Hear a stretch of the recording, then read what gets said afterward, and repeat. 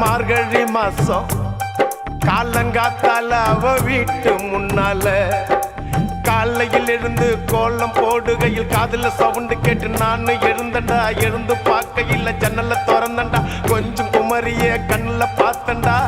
அவ என்ன பார்த்தா, நான் அவளை பார்த்தேன்.